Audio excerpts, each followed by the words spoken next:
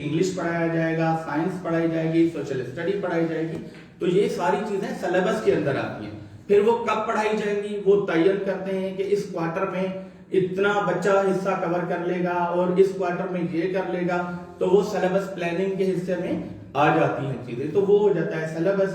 Then बात आती है टेक्स्ट बुक की, कि वो सिलेबस के बाद वो जब आउटलाइन, एक कोर्स की आउटलाइन बन जाती है ना, कि ये एक कोर्स आउटलाइन है, उसके बाद किताबें लिखी जाती हैं, लेसन्स बनाए जाते हैं। वो जो लेसन्स बनाए जाते हैं उन लेसन्स को भाई 30 लेसन्स होने चाहिए इस किताब के अंदर, 25 होने चाहिए।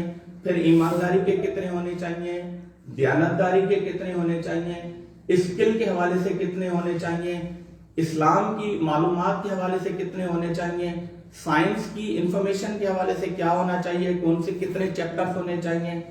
तो वो सारे फिर टेक्स्ट बुक में रिफ्लेक्ट होते हैं। अब फ्लो यूं चलता है कि curriculum, syllabus and text book ऊपर से यूं चलता है, यहां नीचे से नहीं जाता कि टेक्स्ट बुक हो फिर सिलेबस हो फिर करिकुलम हो। वहां से एक गाइडलाइन तैयार की जाती है, नेशनल लेवल की गाइडलाइंस होती है।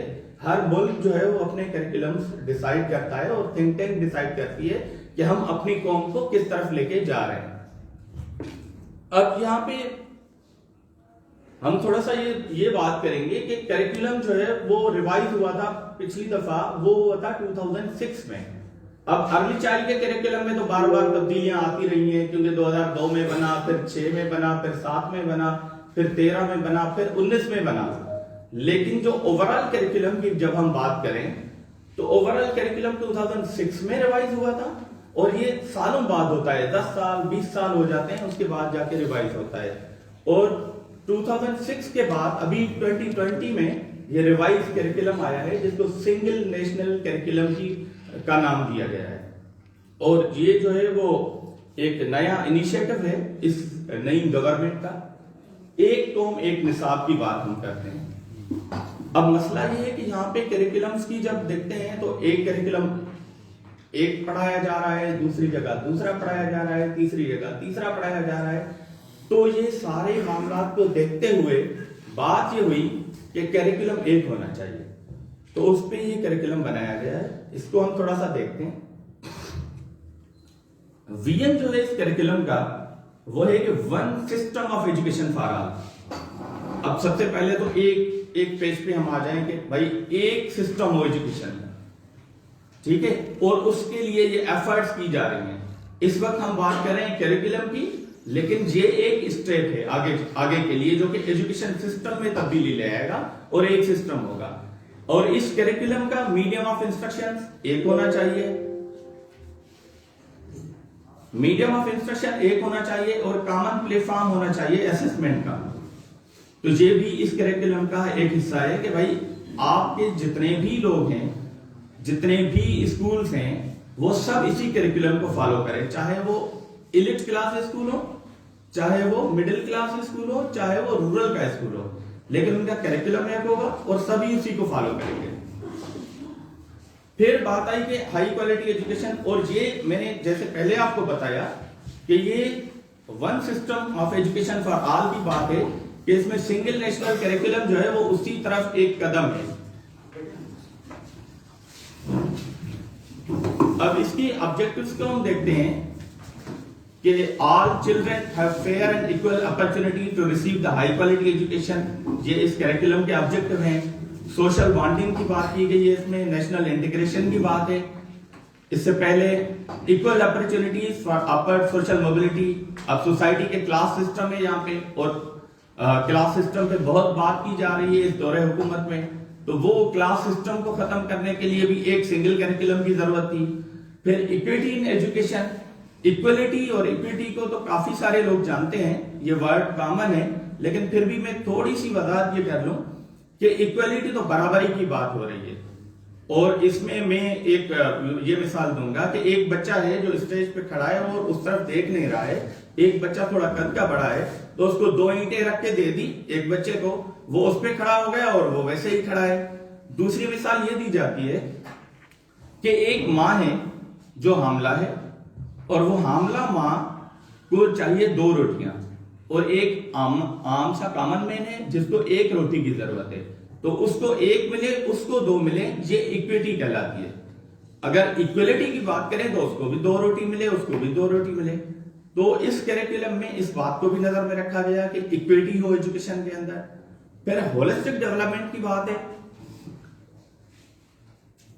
बच्चों की होलिस्टिक डेवलपमेंट के हवाले से होलिस्टिक डेवलपमेंट कंप्लीट नशोनुमा की बात करते हैं, क्योंकि हम कहते हैं कि इंटेलेक्चुअल डेवलपमेंट करें, फिजिकल डेवलपमेंट करें, लिंग्विस्टिक डेवलपमेंट करें, तो ये सारी डेवलपमेंट पार्शियली नहीं होनी चाहिए, एक ओवरऑल होलिस्टिक डेवलपमेंट चाहिए, जिसमें हेल्थ की डेफिनेशंस भी आ गई हैं, अर्ली चाइल्ड डेवलपमेंट की डेफिनेशंस भी आ गई हैं, लीडरशिप में भी आप जो है वो सारी चीजें काफी सारे लोग सीख चुके हैं, इमोशनल, सोशल, मेंटल, ये सारी जो है वो चीजें इंपॉर्टेंट है। तो इसको होलिस्टिक डेवलपमेंट को इस करिकुलम में नजर में रखा गया है।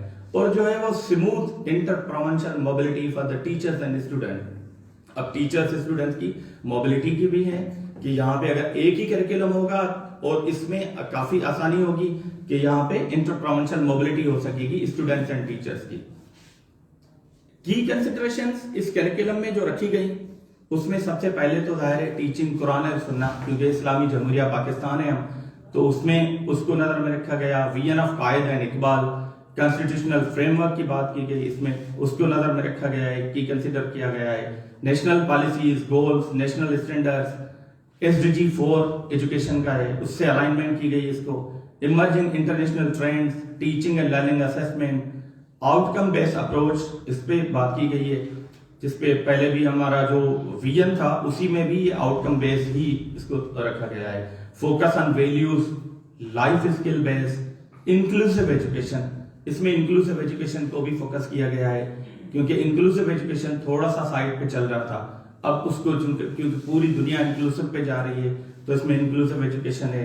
Respect, appreciation for the different culture, religion, local and global context, promotion of intellectual, spiritual, emotional, social, physical development of the learner। अब यहाँ भी ये जब मैंने पॉइंट पढ़ा तो मैंने देखा कि ये तो लीडरशिप की किताब भी जो है वो इसके अंदर शामिल हो जाएगी इसी करिकुलम के थ्रू। फिर move away from rote memorization and focus on the project inquiry based and activity based learning की बात है इसमें। डेवलपमेंट 21st सेंचुरी के जो स्किल्स होंगे, एनालिटिकल स्किल, क्रिएटिव थिंकिंग, इस पे जो है वो ये फोकस कर रहा है।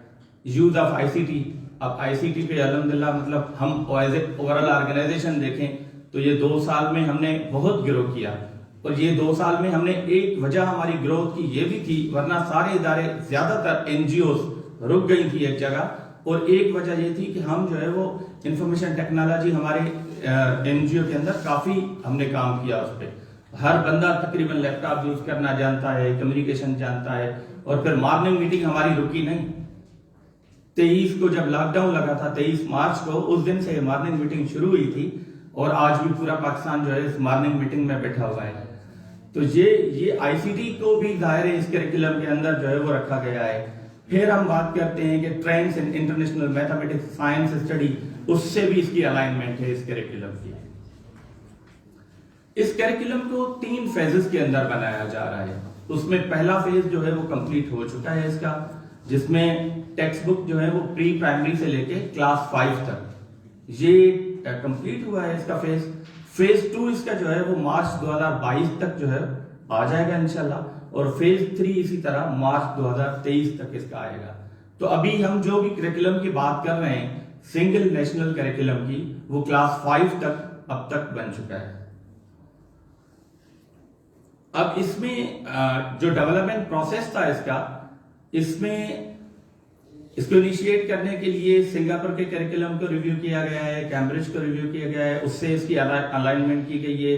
फिर इसको कंपेयर किया गया है Singapore, Malaysia, Indonesia and UK standards के साथ, और फिर all the findings were incorporated in single national curriculum. तो इन तमाम करिकुलम्स को रिव्यू करवाया गया। उसके लिए एक बड़ी टीम थी इनकी, स्टेक होल्डर्स की, इसमें फेडरेशन यूनिट्स हैं, पब्लिक सेक्टर है, प्राइवेट सेक्टर को एंगेज किया गया, फिर फेडरल गवर्नमेंट के एजुकेशन इंस्टीट्यूट को एंगेज किया गया, मदारिस को एंगेज किया गया, क्योंकि ये सिंगल नेशनल करिकुलम मदारिस के लिए भी वही है, क्योंकि मदारिस अलग से नहीं चलेंगे, मदारिस भी इसी करिकुलम के अंदर आएंगे। फिर कैम्ब्रिज यूनिवर्सिटी के लोग थे, उनको भी शामिल किया गया, और फिर Lahore university of management science, AKU, IED, तो ये तमाम के साथ कंसल्टेशन की गई। अब थोड़ा सा इसके एक्सेलेंट फीचर को देखते हैं कि 2006 में जो करिकुलम था उसमें जो इस्लामियात थी वो इंटीग्रेटेड थी जनरल नॉलेज के साथ अप टू ग्रेड 2। अब ये है कि इस्लामियात जो है वो ग्रेड 1 से लेके एक सेपरेट सब्जेक्ट है और ग्रेड 12 तक। पहले जो है वो क्लास 2 तक जो है वो सेपरेट सब्जेक्ट नहीं था। इथिक्स का सब्जेक्ट ये पहले जब शुरुआत हुई थी इस करिकुलम पे, तब ऐसा ही बहुत से मेरी डिस्कशन हो रही थी कि उन दिनों काफी इस पे डिबेट हो रही थी कि माइनॉरिटीज के लिए इन्होंने करिकुलम को सेपरेट नहीं रखा था। बाद में फिर अभी इंटीग्रेशन हो गई है, उनके लिए रिलीजियस एजुकेशन को शामिल किया गया है। तो वो भी आज मैंने उसके पॉइंट्स भी इसमें डाले, क्योंकि पहले काफी डिबेट हो रही थी कि रिलीजियस को बिल्कुल साइड पे रखा जा रहा है और उनके लिए कुछ भी नहीं है। तो अभी इसमें शामिल किया गया है रिलीजियस एजुकेशन। उसमें जितनी भी माइनॉरिटीज हैं, क्रिश्चियंस हैं, सिख हैं, हिंदू ब्रादरी है, तो उन सबको जो है वो शामिल रखा गया है। उनके लिए एक सेपरेट सब्जेक्ट चलेगा, इस्लामियात उनके लिए लाजिम नहीं होगा। पहले इस पर डिस्कशन था कि इस्लामियात लाजिम हो। फिर हम देखते हैं कि single national curriculum for the math and science has been aligned to the trends in international mathematics science study के फ्रेमवर्क के साथ इसको अलाइन किया गया है, SDG 4 के साथ इसको अलाइन किया गया है। फिर ये फोकस करता है truthfulness, honesty, tolerance, respect, peaceful coexistence, environmental awareness, care, democracy, human rights, sustainable development, global citizenship, personal care and safety. अब आप देखेंगे मतलब हर एस्पेक्ट को इन्होंने नजर में रखा है और किसी भी एस्पेक्ट को इन्होंने नहीं छोड़ा। उन तमाम चीजों को फोकस किया गया है इस करिकुलम के अंदर। ये जो है वो अक्रॉस द बोर्ड इंप्लीमेंट होगा तमाम स्कूल्स के अंदर, इंक्लूडिंग गवर्नमेंट, प्राइवेट स्कूल, दीनी मदारिस। तो सिंगल नेशनल करिकुलम, इसलिए इसको सिंगल नेशनल करिकुलम का नाम दिया गया। तो ये इनके अंदर, और इसके अंदर ICT फर्स्ट टाइम इंट्रोड्यूस हुआ है, इससे पहले वाले में इंट्रोड्यूस नहीं था 2006 में। तो जो 2006 का करिकुलम था वो सिर्फ चंद गवर्नमेंट स्कूल्स में या लो कास्ट प्राइमरी स्कूल्स में हुआ था इम्प्लीमेंट, लेकिन ये जो करिकुलम है इसको हर जगह पे इम्प्लीमेंट करना है, ये लाजिम है। अब इसके अंदर थोड़ा सा ब्रीफली मैं जाऊंगा, क्योंकि इसमें अर्ली चाइल्ड के करिकुलम के अंदर जो चीजें दी गई हैं, जिसमें 7 डोमेन्स हैं। पहले अर्ली चाइल्ड का जब करिकुलम बना था 2002 में, तो उसके 3 डोमेन्स थे, लैंग्वेज लिटरेसी था, न्यूमरेसी था, लाइफ स्किल्स था। लेकिन उसके बाद फिर रिवाइज हुआ, उसमें 6 डोमेन्स आए इसके कि भाई 6 एरियाज हों जिस पे ये करिकुलम पे काम किया जाए। अब जो रिवाइज आया है इस पे 2020 का करिकुलम, इसमें 7 एरियाज हैं, जिसमें पर्सनल एंड सोशल डेवलपमेंट है, लैंग्वेज एंड लिटरेसी है, बेसिक मैथमेटिक कॉन्सेप्ट्स हैं, वर्ल्ड अराउंड अस है, फिजिकल डेवलपमेंट, न्यूली एडेड किए हुए है ना, ये 2006 में जो आए थे उसमें 6 थे, अभी ये 7वां आया है फिजिकल डेवलपमेंट। तो physical development is very important. अक्सर डॉक्टर साहब के लेक्चर्स हम सुनते रहते हैं फिजिकल डेवलपमेंट पे, और इसमें लीडरशिप में बुक में भी फिजिकल डेवलपमेंट में काफी डिटेल सेशन है जिसको हमें पढ़ना चाहिए, क्योंकि सेहत है तो सब कुछ है। अब इसको अगर हम फिजिकल पे हम काम नहीं करते तो हम बहुत पीछे रह जाते हैं। और मैं अपनी मिसाल लूं कि मैं खुद भी जो है वो इसमें काफी पीछे हूं, एक्सरसाइजेस में और चीजों में।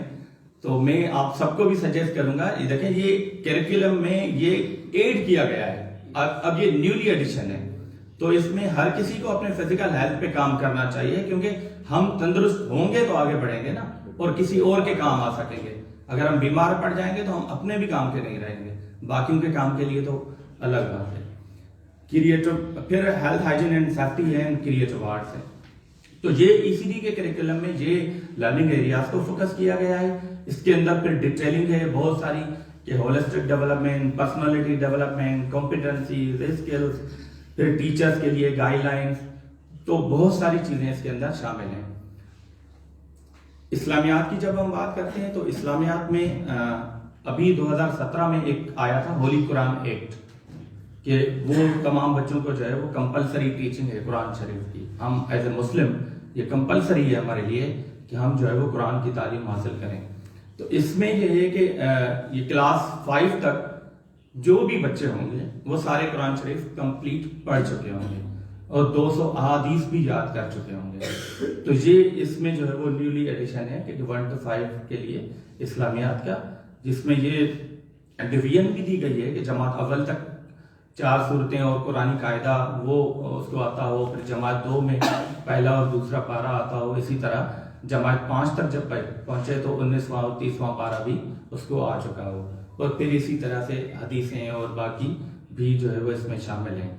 तो इस्लामियात को काफ़ी डिटेल इसमें फोकस किया गया है कि क्लास 12 तक जो है वो 1 से लेके इस्लामियात को आगे ले चलें। उर्दू की जब हम बात करें तो उर्दू में 1 to 5 उर्दू भी लाजिम है, और इसमें जो है वो हुबल वतनी है, सिटीजनशिप है, सोशल कोहेजन है, क्रिएटिव राइटिंग है, डाइवर्सिटी, कल्चर एंड लैंग्वेजेस को फोकस किया गया है। तो ये सारी वो चीज़ें हैं जो कि हम जब भी यहाँ पर भी बैठते हैं, इंटरनेशनल फोरम्स हो, नेशनल फोरम्स हो, NGOs की बात हो, तो हर जगह पे इन चीज़ों की ज़रूरत है। तो वो उन तमाम चीज़ों को जो है उन्होंने नज़र में रखा है और उनको शामिल किया गया है। फिर जनरल नॉलेज जो 1 to 3 ग्रेड के लिए है, जनरल नॉलेज में बेसिक कॉन्सेप्ट्स हैं, साइंस, सोशल स्टडीज़ के डेवलपमेंट, इंक्वायरी पे इनका है कि फोकस, इंडिपेंडेंट लर्निंग स्किल्स उस पर फोकस है इसमें, life skills including the child protection. Child protection एक निगलेक्टेड एरिया था, लाइफ स्किल निगलेक्टेड एरिया था। ये कोई 2006 से कुछ बातें शुरू हुई लाइफ स्किल बेस्ड एजुकेशन की, और फिर लाइफ स्किल बेस्ड एजुकेशन के करिकुलम पे काम हुआ, फिर फर्स्ट टाइम शायद सिंध में आई थिंक इम्प्लीमेंट हुआ, और इसी तरह से लाइफ स्किल को आगे लेके गए। अभी चाइल्ड प्रोटेक्शन को भी जो है वो इसमें फोकस किया गया है। होलिस्टिक डेवलपमेंट की तो मैं पहले ही बात कर चुका हूँ, तो ओवरऑल होलिस्टिक डेवलपमेंट जो है वो इसमें शामिल है। English taught as a language rather than a subject. अब इसमें इस दफ़ा इसको यूं फोकस किया गया है कि इंग्लिश सब्जेक्ट नहीं है, इसको एज ए लैंग्वेज ही पढ़ाया जाए, और जिसके अंदर भी इन्होंने SDG 4 को, इक्वलिटी को, LSB को, लाइफ स्किल बेस को, इंक्लूसिविटी को, डाइवर्सिटी को, culture, personal safety, health and hygiene, इन तमाम चीज़ों को जो है वो इसके अंदर शामिल किया है। लिसनिंग एंड स्पीकिंग जो है जो 2006 का करिकुलम था उसमें शामिल नहीं था, तो इस जो रिवाइज करिकुलम है इसमें लिसनिंग एंड स्पीकिंग इंग्लिश उस पर जो है वो फोकस है।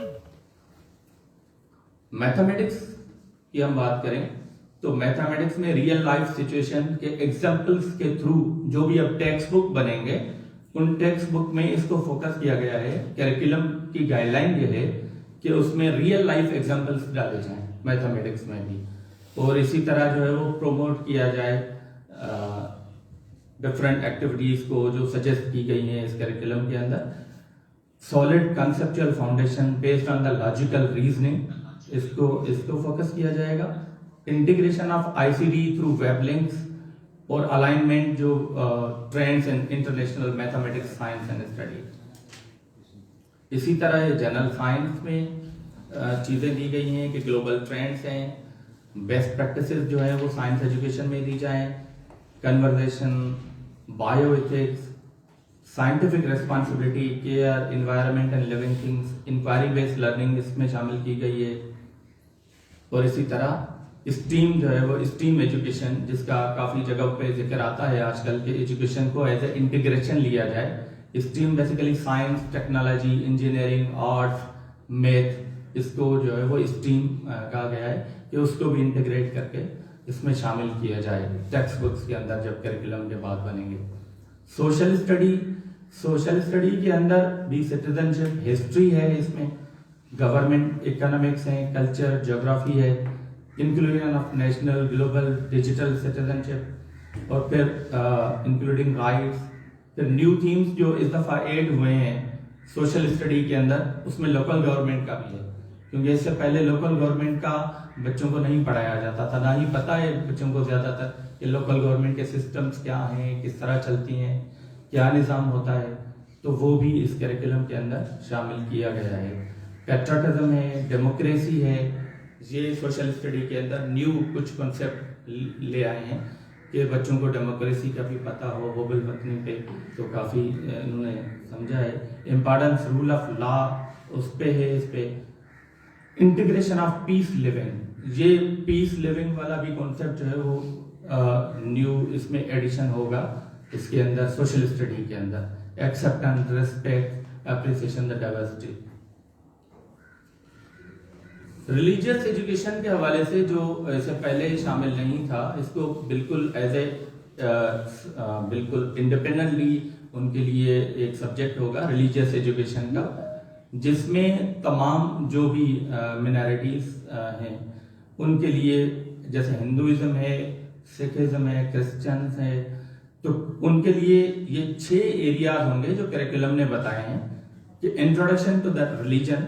अब उनके रिलीजन का डिटेल एक इंट्रो होगा उसके अंदर, और उसकी फिलॉसफी क्या है, उसके रिलीजन के प्रिंसिपल्स क्या हैं, बिलीफ, प्रेयर और उसमें तमाम तर चीजें। फिर उनके रिलीजियस लीडर्स, कौन कौन उनके रिलीजियस लीडर थे, फिर उनके हवाले से उनकी पूरी बायोग्राफी उसके अंदर शामिल होगी जब टेक्स्ट बुक आएंगे। तो उस पर काफी काम हुआ है। एथिकल एंड मॉरल वैल्यूज में जो भी सोसाइटी में लार्जर उनका कंट्रीब्यूशन रहा है उसमें है। फिर गाइडेंस एंड हीरोज, हीरोज की बात ही, मैंने हिंदुइज्म को थोड़ा सा उसको देखा करिकुलम के अंदर डिटेल जाके, तो उसमें काफी सारे हीरोज का उसमें जिक्र था, उसमें इवन भगत कंवर राम का भी जिक्र है। तो काफी सारे इसी तरह हर मतलब जो भी है रिलीजन उसके हवाले से एक डिटेल उन्होंने काम किया हुआ है। तो अब जब इनके इसके गाइडलाइन के अंदर रह के जब टेक्स्ट बुक बनाए जाएंगे तो उस टेक्स्ट बुक के अंदर ये 6 एस्पेक्ट जो हैं वो उनके रिलीजियस फेस्टिवल भी होंगे, ताकि उससे भी तमाम जो है वो फैमिलियरिटी हो और उनके साथ एक अलाइनमेंट हो और इनकरेज करें, पार्टिसिपेट करें उनके इवेंट्स में। तो ये भी एक पीस एंड हार्मनी वाले कंटेंट्स इसमें डाले गए हैं। अब हम बात करते हैं कि ये करिकुलम जो है वो बना क्यों, चैलेंजेस क्या हैं, इसके क्या मामला हैं, क्या ये इम्प्लीमेंटेबल है या नहीं है इम्प्लीमेंटेबल, किस तरह से हम इसको आगे लेके चलेंगे, ये सारी चीजें हमें अभी देखनी है। अब हम वापस उसी जगह आते हैं जो पहली स्लाइड थी, एक कौम एक निसाब। थोड़ा सा मतलब जहन को झंझोड़ते हैं कि भाई एक कौम एक निसाब, वो तो हो गया, लेकिन हम देखें तो ये कैसे पॉसिबल है, जबकि बहुत सारे प्राइवेट स्कूल जो हैं वो इस जगह खड़े हैं, और एक गांव का, देहात का एक स्कूल जो कि नीम के दरख्त के नीचे बच्चे बैठे हुए हैं, उनके पास तो ना किताब है, ना कोई बुक है, ना कॉपी है, ना पेंसिल है, तो वो कैसे। तो उसको थोड़ा सा हम कुछ तस्वीरें हैं वो थोड़ा सा देखते हैं, फिर हम देखते हैं कि वो मदारस भी हैं भाई, इसमें सिंगल नेशनल करिकुलम कोई उन स्कूलों के लिए सिर्फ नहीं है, मदारस के लिए भी है। वो भी बच्चे वही सिंगल नेशनल करिकुलम के अंडर आएंगे, उनको भी हमें लेके चलना है साथ में। फिर हम देखते हैं कि प्राइवेट स्कूल की लैब, लाइब्रेरी, सेटअप, उनके टेक्स्ट बुक जो है वो हाई लेवल के टेक्स्ट बुक हैं उनके, जो हमारा जो है वो सिंध टेक्स्ट बुक बोर्ड जामशरो, उसको हम कंपेयर अगर उससे करें तो बहुत बड़ा डिफरेंस है। मतलब हमें ये चीज माननी चाहिए कि बहुत बड़ा डिफरेंस है, ह्यूज डिफरेंस। फिर हम देखते हैं कि ऐसे भी स्कूल हैं, ये पेशावर का स्कूल है, ये लास्ट ईयर की पिक्चर है उसकी। ये सिंध के अंदर भी है, सिंध के अंदर एक ईएमओ स्कूल है जो इस तरफ है, जो हैंड्स भी चला रहा है, और एक स्कूल ये वाले भी हैं, ये भी आपके सामने है कि क्या उन स्कूलों के क्या हालात हैं। अब इन तमाम स्कूलों को एक ही सिंगल नेशनल करिकुलम के अंडर आना है और उसी के थ्रू लेके चलना है। अब जब बात होती है इम्प्लीमेंटेशन की, तो 70s में जुल्फकार अली भुट्टो ने एक मूव शुरू किया था कि भाई मदरसास को रेगुलराइज किया जाए, फॉर्मलाइज किया जाए। तो फिर एक शुरुआत होती है कि भाई मदारिस को ले आए उसमें, लेकिन बहुत स्ट्रांग अपोजिशन को फेस करना पड़ा जुल्फकार अली भुट्टो साहब को। फिर उसके बाद ज़ियाउल हक साहब का दौर आता है, दौरे हुकूमत आता है।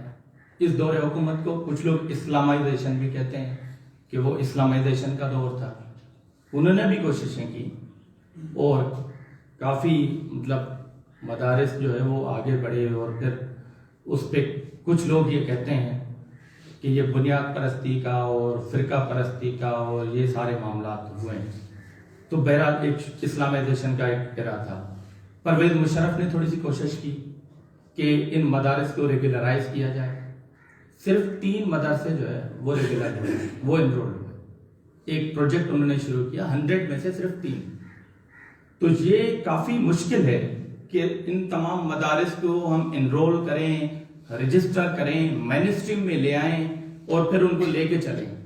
उसके लिए एक मतलब बहुत बड़ा काम, बहुत बड़ी एफर्ट, बहुत बड़ा रिफॉर्म कोई चाहिए शायद, क्योंकि आप देखेंगे जुल्फ़िकार अली भुट्टो नहीं कर सका, परवेज मुशर्रफ नहीं कर सका।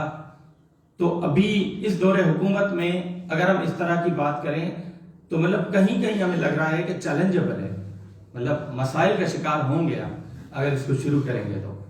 बहरहाल ये जो भी मेन स्ट्रीम में लेके आ रहे हैं तो इंशाल्लाह ये है तो बड़ा मुश्किल टास्क, लेकिन अल्लाह करे कि हो जाए। फिर हम बात करते हैं कि इसमें एजुकेशन के अंदर there is a consequence among the educationists. There is severe capacity issue in the public school. Will hamper the implementation of the SNC. At this level, school understaffed and the teachers have not sufficient teacher trainings to understand and execute the SNC. अब यहाँ पे हम बात करते हैं तो हमें मसाइल का पता लगता है कि कैपेसिटी इश्यूज हैं। क्या हमारे टीचर उस लेवल के हैं कि वो इसको सिंगल नेशनल करिकुलम को आगे लेके चलें? फिर क्या हमारे स्कूल जो है वो उस काबिल हैं? जैसे मैंने कुछ तस्वीर आपको दिखाई कि उन स्कूलों के हालात ही ये हैं कि वहां पे बैठने के लिए जो है वो चेयर और डेस्क नहीं है, तो वो इसको लेके चलेंगे? तो ये काफी मतलब सवाल उठते हैं इस पे। फिर the motto of one nation one curriculum is impressive, but even is it possible to implement the one curriculum? अब हम बात करेंगे आगे जाके वन करिकुलम और वन एजुकेशन की, क्योंकि अब फिलहाल तो हम सिर्फ वन करिकुलम की बात कर रहे हैं कि ये जिस तरह के ये डाइवर्सिफाइड स्कूल्स हैं, जिस तरह का ये सेटअप बना हुआ है मदारिस, तो इसमें हम कैसे इसको जो है वो इम्प्लीमेंट कर पाएंगे? मेरा मतलब ये ख्याल है कि ये तो काफी जल्दबाजी की गई है इसको फौरन इम्प्लीमेंटेशन में, क्योंकि अभी ये हुक्मनामा जारी हुआ है कि बस अभी के अभी इसको इम्प्लीमेंट करें और इसी साल से करें। पंजाब में तो बहुत बड़ा रेजिस्टेंस आया है, सिंध ने भी थोड़ा बहुत रेजिस्टेंस किया है, लेकिन सिंध में अभी क्योंकि वो उस पे आते हैं आगे कि प्रोविंशियल जो है गवर्नमेंट ऑटोनोमस है, तो ये जो शिफ्ट ऑफ स्कूल से क्लासरूम एक्सपीरियंस को इम्प्रूव करना पड़ेगा। फिर टीचर एजुकेशन है, अगेन ये किस तरह से इम्प्लीमेंटेशन होगी? ये कह तो रहे हैं कि क्लेम कर रहे हैं कि ये शिफ्ट है एजुकेशन की, रोट लर्निंग से लेके एक अंडरस्टैंडिंग वाली एजुकेशन की तरफ, लेकिन ये किस तरह? How does the new curriculum plan to increase the number of the children? अब जो आउट ऑफ स्कूल जो है बच्चे हैं उनको हम किस तरह से इसके अंदर ले आएंगे क्लासरूम के अंदर? ये 23 मिलियन बच्चे हैं, 23 मिलियन 22.8 23 मिलियन है ऑलमोस्ट, वो बच्चे स्कूल से बाहर हैं। अब इन तमाम बच्चों को इस करिकुलम के थ्रू स्कूल में कैसे ले आएंगे? ये भी एक सवाल पैदा होता है। फिर ये होता है कि ये कोई प्रोग्रेसिव स्टेप नहीं लग रहा। कुछ लोग ये कह रहे हैं कि ये क्योंकि 23 इयर्स तो हम बैक जा रहे हैं, फिर पीछे जा रहे हैं, क्योंकि इसमें लैंग्वेज जो है वो टीचिंग की वो उर्दू कही गई है कि इंग्लिश मीडियम नहीं होगा, उर्दू मीडियम होंगे स्कूल, और टीचिंग एज ए टीचिंग जो है वो उर्दू लैंग्वेज यूज की जाएगी। तो अभी तो अंग्रेजी जो है वो एक नेसेसिटी बन चुकी है। इंटरनेशनल वर्ल्ड में हम रहते हैं, सबसे कम्युनिकेट करना है, उनको लेके आगे चलना है, तो ये सारे मसाइल भी इस करिकुलम के साथ हैं। फिर हम देखते हैं कि जो एजुकेशन सिस्टम के प्रॉब्लम्स हैं उसमें first government run school have failed to deliver the education to the young minds, and second schooling at the religious institutions has remained unregulated, जो हम अभी बात कर चुके कि अभी एक मसला वो कि जो स्कूल हम चला रहे हैं वही हमसे नहीं चल रहे हैं, और फिर दूसरा जो है वो मदारिस भी जो है वो रेगुलराइज नहीं कर सके हैं हम, तो हम किस तरह से लेके चलेंगे? जैसे आपको पता होगा सिंध में सिर्फ 50,000 से ज्यादा स्कूल हैं सिंध में, और उन 50,000 में से अगर 20,000 आप निकालें तो 20,000 में तो बेसिक फैसिलिटीज नहीं होंगी। अभी सिंध गवर्नमेंट का खुद क्लेम आया है कि 5,000 स्कूल तो हमारे वो क्लोज स्कूल हैं, उसमें जो सिर्फ बिल्डिंगें हैं, लेकिन बच्चों के लिए कोई एजुकेशन, कोई सिस्टम मौजूद नहीं है। तो ये सारे हालात हैं कि हम इस सिनेरियो के अंदर इस करिकुलम को हम कैसे आगे लेके चलेंगे, क्योंकि एक तरफ आपने वो देख लिया स्कूलों का हालात, फिर दूसरी तरफ मदारिस भी रेगुलराइज हम नहीं कर पाए अब तक। फिर ये है कि ये दोनों मसाइल जो है वो हल नहीं हो सकते। फिर मैंने ये बात की कि लाइब्रेरीज, टॉयलेट्स, लेबोरेटरीज, मतलब स्कूल के अंदर वो तमाम चीजें मौजूद नहीं है। सिर्फ चंद स्कूलों के अंदर मैं आपको बताऊं कि वो मौजूद हैं। अभी हम जो बात कर रहे हैं, हम देखें कि सिंध के अंदर मैंने जो 50,000 स्कूलों की बात की, उसमें सिर्फ 120 स्कूल जो यूएसएड ने अडॉप्ट किए हैं, जिसको हम ईएमओ स्कूल कहते हैं, जो हैंड्स भी उस पर काम कर रहा है ईएमओ स्कूल पे, ये सिर्फ 120 स्कूल हैं पूरे सिंध में। 50,000 में सिर्फ 120 स्कूल हैं, जिनके अंदर लाइब्रेरी भी है, जिनके अंदर कंप्यूटर लैब भी है, जिनके अंदर साइंस लैब भी है, जिनके बच्चों को यूनिफॉर्म भी है, जिनके बैठने के लिए फर्नीचर भी है, टॉयलेट भी है, पीने का पानी भी है। ये सिर्फ 120 मुझे नजर आ रहा है, जिसको हम बहुत बड़े शानदार स्कूल कहते हैं। 50,000 में से 120। हाँ, होंगे और भी स्कूल होंगे, चले 5,000, 10,000 मान लेते हैं, 10,000 स्कूल ऐसे होंगे, लेकिन वो भी ऐसे नहीं होंगे जो 120 है। तो ये सारे मामला हैं जिसको हमें देखने की जरूरत है। फिर हम बात करते हैं कि यूनिफॉर्म करिकुलम और यूनिफॉर्म एजुकेशन। अब आई ये बात सिंगल नेशनल करिकुलम की, लेकिन ये सिंगल नेशनल एजुकेशन नहीं है। अब क्यों नहीं है? फॉर एग्जाम्पल हम देखते हैं कि इक्वल एजुकेशन फैसिलिटीज नहीं है सबके लिए। अगर इक्वल एजुकेशन फैसिलिटीज सबके लिए हो तो फिर हम कहेंगे कि ये जो है वो यूनिफॉर्म एजुकेशन की बात हो रही है, क्योंकि करिकुलम तो बना लिया आपने, लेकिन आपने सिंगल एजुकेशन सिस्टम नहीं दिया। वहां पे रिच और पुअर क्लास सिस्टम बना हुआ है।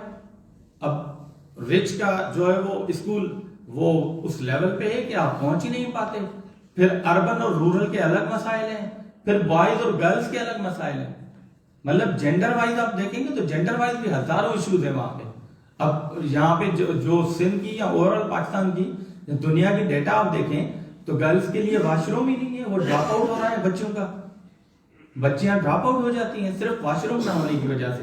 फिर अगर हम रेशियो देखें ना तो 80% स्कूल बॉयज के लिए बने हुए हैं, 20 गर्ल्स के लिए, और वो 20 में भी 10% जो है वो आप समझेंगे नॉन फंक्शनल है, क्योंकि वहां पे टीचर नहीं है और मसाइल है। तो गर्ल्स के लिए तो बिल्कुल ही फोकस नहीं किया गया है। तो इसमें थोड़ा सा फोकस है कि गर्ल्स एजुकेशन को प्रमोट किया जाएगा, करिकुलम के अंदर तो है, लेकिन ह्यूज इन्वेस्टमेंट चाहिए।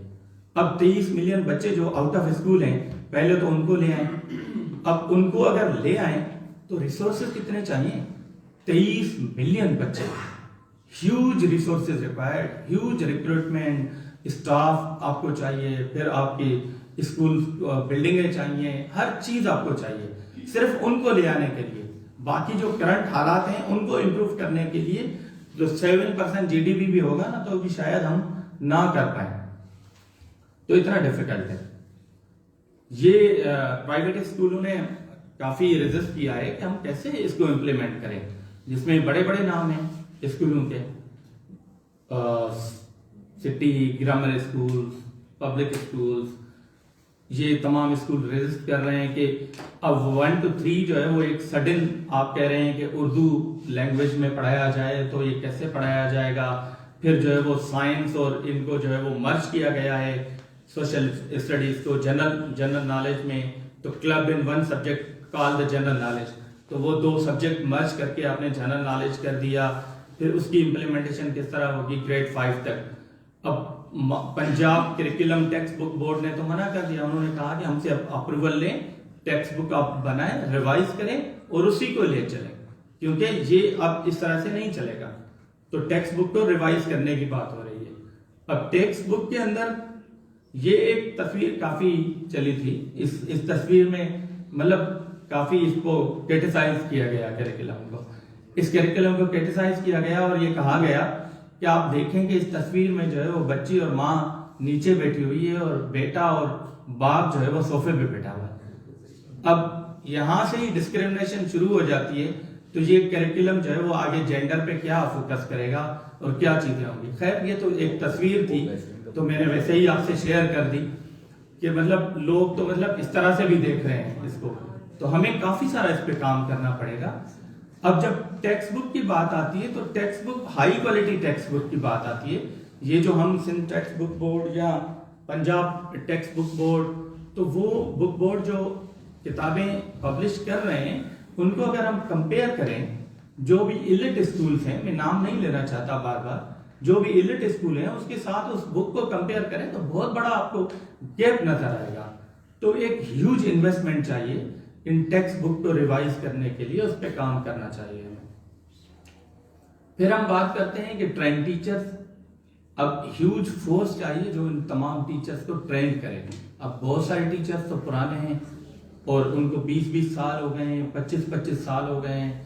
अब वो उनको ट्रेन करना, उनको ले आना दोबारा इस तरह से, तो वो भी एक बहुत ही डिफिकल्ट टास्क है, लेकिन उस पर काम करने की जरूरत है। डायर नीड है ट्रेनिंग इंस्टीट्यूशंस खड़े करने की।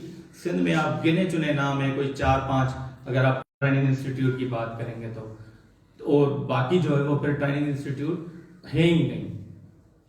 इसी तरह से बजट, डेफिनेटली विदाउट बजट तो कुछ भी पॉसिबल नहीं है, और ह्यूज बजट चाहिए अगर इसको सिंगल नेशनल करिकुलम को इम्प्लीमेंट करेंगे। तो उसके लिए अगर आउट ऑफ स्कूल बच्चों को आप स्कूल ले आए, 23 मिलियन बच्चे हैं, फिर जेंडर के हवाले से जो मसाइल हैं स्कूलों में उनको टैकल किया जाए, फिर बेसिक इंफ्रास्ट्रक्चर पे काम किया जाए, फिर टीचर्स की जो भी नेग्लिजेंस है, एब्सेंटिज्म है, फिर उनको बिल्कुल फोकस किया जाए, मॉनिटरिंग में हो, कोई विजिलेंस निज़ाम हो, बायोमेट्रिक सिस्टम्स हो।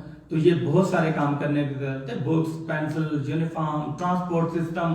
अब बहुत सारे गांव ही ऐसे हैं जहां से स्कूल तक पहुंचना ही मसला है।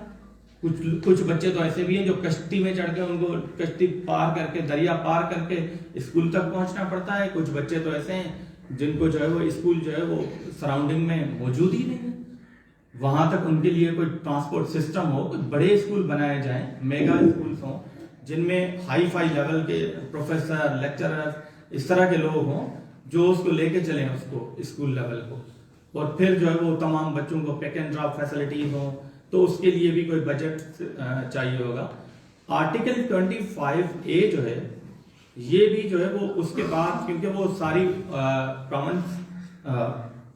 आर्टिकल 25A पे इम्प्लीमेंटेशन जो है वो लाजिम हो गई है कि तमाम बच्चों को मुफ्त और मयारी तालीम पहुंचानी है। अब यहाँ पे जो है वो पाकिस्तान की इकोनॉमी जो है वो ऑलरेडी एक वीक इकोनॉमी है इस वक्त जो हालात हैं, तो बजटरी कंसेंस जो है वो एक बैरियर है इसको इम्प्लीमेंट करने में। फिर ये प्रोविंशियल डिसहार्मनी, अब 18th अमेंडमेंट हो गई, सारे प्रोविंस ऑटोनमस हो गए, और उनमें जो है वो एजुकेशन तो वो वैसे ही प्रोविंशियल सब्जेक्ट हो गया है। तो फिर तमाम प्रोविंस क्या इस सिंगल नेशनल करिकुलम को इम्प्लीमेंट करेंगे? क्योंकि जो मैंने सुना है, अभी कुछ टॉक सुने हैं रिसेंटली भी, उसमें सिंध प्रोविंस में भी ये रजिस्ट आया है कि हमें तो इसमें पार्टिसिपेट नहीं करवाया गया। हालांकि जो करिकुलम बना है उसमें लिखा हुआ है कि तमाम प्रोविंसेस शामिल थे, तमाम मुत्तफिक थे, ये था वो था, स्टेक होल्डर्स की लॉन्ग लिस्ट उन्होंने डाली हुई है, लेकिन प्रोविंसेस मुत्तफिक नहीं है इससे, वो उससे एग्री नहीं कर रहे हैं, इवन सिंध प्रोविंस भी नहीं कर रहा। तो ये भी एक मसला है कि ये किस तरह से जो है वो इसकी इम्प्लीमेंटेशन बाकी प्रोविंसेस के अंदर होगी। अभी पंजाब में तो उन्होंने शुरुआत करवाई है, वही कि एक्सेसिव अमाउंट चाहिए इसको, बजाय इसके कि ये कुछ लोग ये कहते हैं कि spending an excessive amount of the time and drafting lengthy documents, इतने बड़ा डॉक्यूमेंट बनाया फिर उसकी इम्प्लीमेंटेशन पे ये बात कर रहे हैं, इससे अच्छा है कि वो जो है वो कुछ काम ही कर लेते। अब ये लोगों के मुख्तलिफ राय हैं, ये भी मैंने उसको डॉन को और मुख्तलिफ न्यूज़ को भी पढ़ा, तो वो इसको कह रहे हैं ये इलेक्शन स्लोगन है, ये बजाय इसके कि मतलब इसको वो उस तरह से लेके जाते, इन्होंने तो एक इलेक्शन स्लोगन बनाया हुआ है कि वन नेशन वन करिकुलम, भाई एक कौम एक निसाब होगा। खैर वे फॉरवर्ड ये है कि सिंगल नेशनल करिकुलम जो है वो एक वेलकम स्टेप है, एक अच्छी बात है, उन्होंने अच्छा काम किया है। लॉन्ग नेग्लेक्टेड एजुकेशन सेक्टर को उन्होंने जो है वो देखा और उन पे अटेंशन दिया अथॉरिटीज़ ने, कि एजुकेशन को आगे लेके जाएं, एजुकेशन को रिफॉर्म करें, एजुकेशन को, क्लास सिस्टम जो है एजुकेशन के अंदर वो ख़त्म हो। बहुत खुशाइन बात है कि एजुकेशन के अंदर अगर क्लास सिस्टम ख़त्म हो जाए और फिर बात करते हैं कि single national curriculum to become viable, the government must work on the structural shortcoming like the religious parties जितनी भी हैं या स्कॉलर्स हैं must be brought on the one page. अभी भी उनको तमाम को एक पेज पे लेके आना है, तमाम रिलीजियस पार्टीज को, तमाम स्कॉलर्स को, सबको लेके आना है। हाई स्टैंडर्ड टेक्स्ट बुक बनाने पड़ेंगे, हमें उस पर काम करना पड़ेगा, ट्रेनिंग ऑफ द टीचर्स पे काम करना पड़ेगा, तमाम आउट ऑफ स्कूल बच्चों को लेके आना होगा। Attention must be paid on the girls education specially, and the more budget should be allocated in the education sector. So thank you so much. Thank you.